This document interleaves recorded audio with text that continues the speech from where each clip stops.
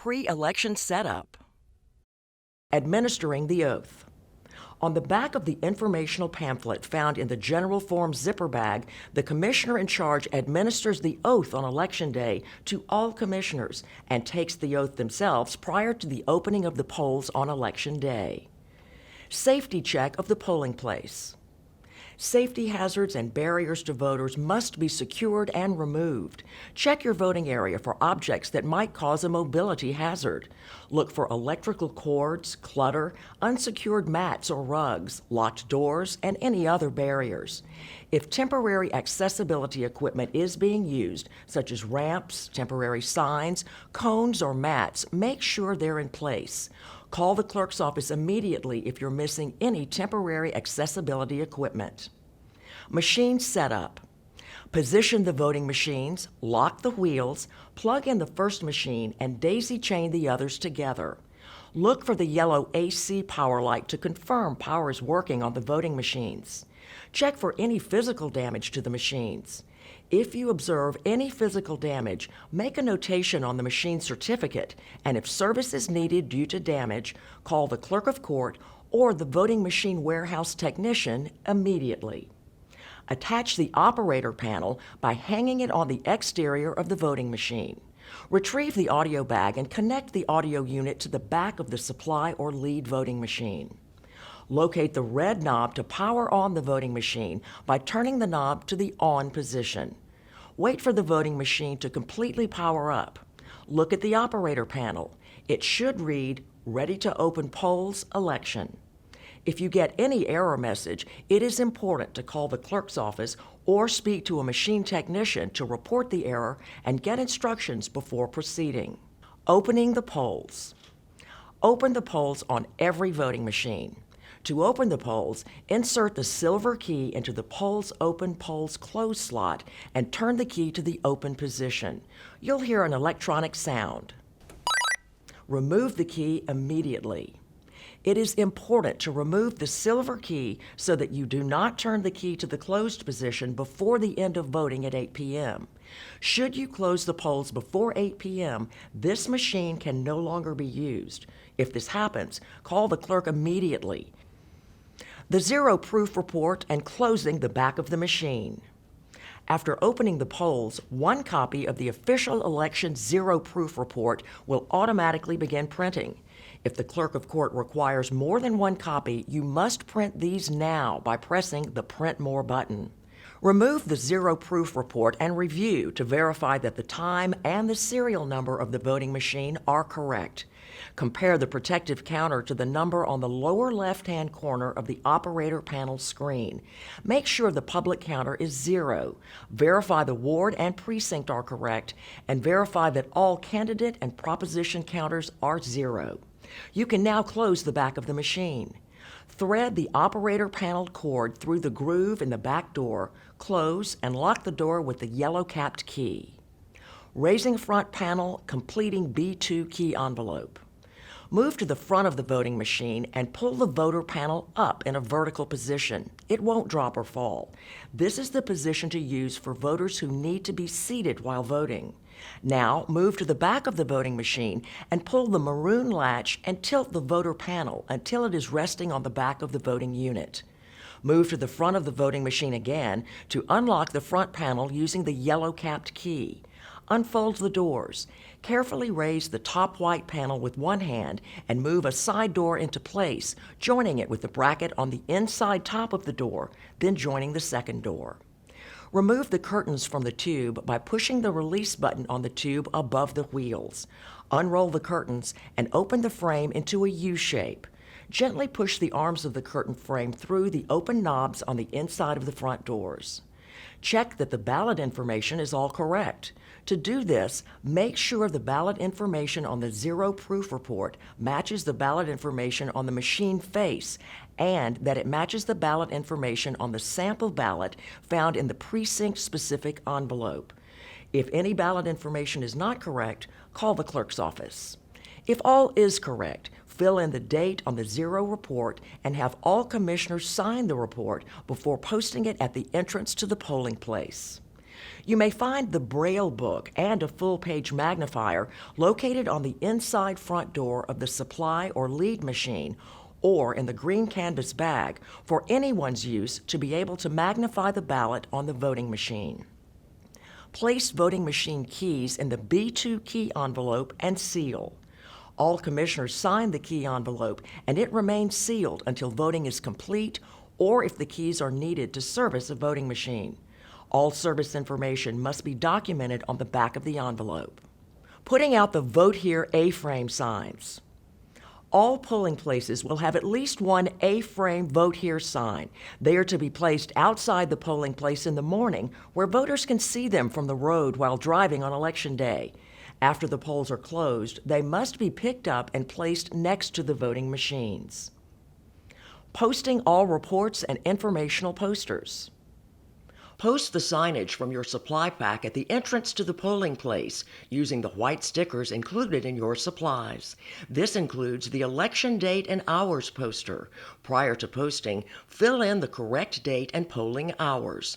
Also post the notice to the voters, picture ID poster, the sample ballot, the security poster, and if applicable, the statement of constitutional amendments. You also have an accessible entrance sign that may need directional arrows added to show voters with disabilities where to enter the polling place. Also, post the Louisiana Voters' Bill of Rights and voting information poster. This poster contains voting information such as voter registration, how to use the voting machine, election offenses, and who to contact to report fraud, etc. On occasion, commissioners may need to post a notice of candidate withdrawal or disqualification form, but only if instructed to do so by the clerk of court. The supplies also contain a red stop sign. Commissioners post the stop sign outside the polling place entrance to remind voters that no political activity is allowed. Electioneering. Electioneering or political materials are not allowed within 600 feet of the entrance to the polling place. If there are any political signs within this perimeter, call the clerk's office. They should be removed unless the signs are on private property. This also includes voter political materials such as shirts, caps, buttons, cards, etc. that promote a candidate or issue. They are not allowed. A voter can go to the restroom and turn their campaign shirt inside out.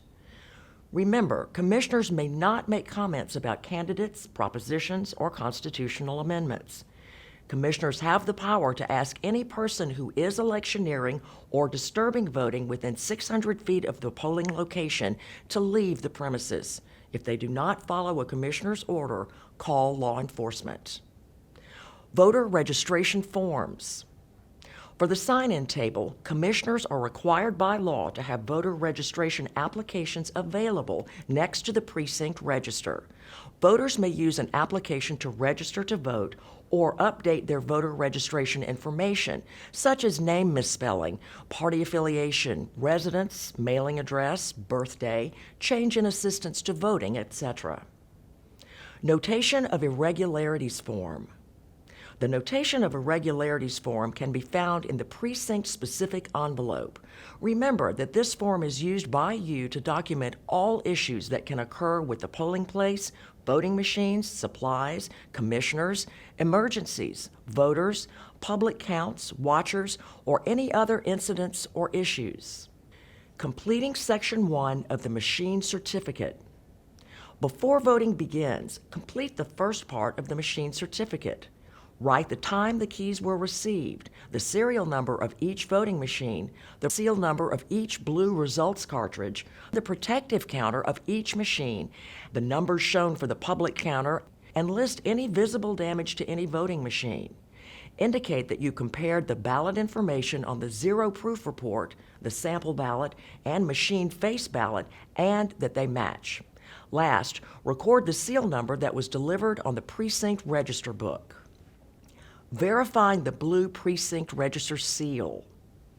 Before voting begins, verify you have a blue seal in the precinct register book to reseal the book after the polls close. If a blue seal is broken or missing, call the clerk to have it replaced before the end of the night. Precinct register book sections. The precinct register books are divided into 5 sections. The first section contains a list of the registered voters who are eligible to vote in this precinct for this election. There are several columns on this page that contain voter information as it pertains to this election. Voter number is the voter's unique registration number. Name of voter is listed with the last name first. Signature line is where the voter signs their name after the commissioner has verified the voter's eligibility. A voter cannot vote if the signature line is already signed by the voter, or if voted by mail or voted early has been printed or stamped on the signature line. If address confirmation required is printed here, a voter must complete an address confirmation card before voting. Commissioner initials. Once a voter has been verified, the commissioner will initial here. If ROV is already printed, then the voter has voted by mail or voted early. If voters sign the precinct register books during early voting, it will contain initials by the registrar's staff. Barcode. It is important that nothing is written or marked on the barcode, otherwise it will not scan for the registrar. Address, date of birth, and mother's maiden name. This column is used for identification purposes. Lockout districts. This column will either be blank or contain a button number. If blank, all voters in the precinct get the same ballot to vote. If there is a button number, this is the number that the commissioner will select and activate on the operator panel. Assistant. Assistance to voter column indicates if the voter is eligible to receive assistance. It will either be blank or have a Y for yes in it. Party. This is the column showing the voter's registration choice for their political party. Supplemental tab. The precinct register contains tabs for specific information. The supplemental tab is where you put supplemental precinct register pages that are delivered election morning by the clerk's office before voting begins and will arrive in the list or supplemental list envelope. These pages are used to find voters when they are not in the original pages of the precinct register. Also in this envelope, you may find a list of persons that voted absentee by mail. Always work the supplemental list of persons that voted absentee by mail by finding the voter's name in the precinct register and writing voted by mail on their signature line and initialing, so that if they come into the precinct to vote, you will know that they have already voted. You may also receive a call from the registrar to mark voted by mail on a voter's signature line if a ballot is received by the registrar from a military person or overseas citizen on Election Day. If you do not receive the list or supplemental envelope and need to know if a person is authorized to vote, call the registrar or the Secretary of State's office for assistance. Remember to check these supplemental precinct register pages if you do not find a voter's name in the original precinct register. Precinct Register Correction Affidavit tab. The Precinct Register Correction Affidavit tab contains blank precinct register pages for commissioners to print a voter's name and have them sign when using a precinct register correction form. This form is only used when a voter's name is not found in the precinct register or the supplemental precinct register and an election official authorizes the voter to vote. If a voter wishes to make changes, such as misspelling, incorrect birthday, address, mother's maiden name, political party, etc., they can do so by completing a new registration form. If there is a lockout, the Registrar of Voters or Secretary of State's office will give you the correct button number to press on the operator panel. Assistance to Voter tab. This tab is used when a voter is in need of assistance. If there is a Y for yes in the assistance column in the original precinct register page, you must print the voter's name, assistant's name, and have the assistant sign. If there is no Y in the assistance column and you determine they are authorized to have assistance because they are unable to read or have a physical disability with supporting documentation, you must also check the box in the first column. Provisional Voters tab. This tab is only used during federal elections when a person votes a provisional ballot. The commissioner prints the voter's name on the precinct register pages behind the Provisional Voters tab. The voter signs next to their name, prints their address, and the commissioner initials.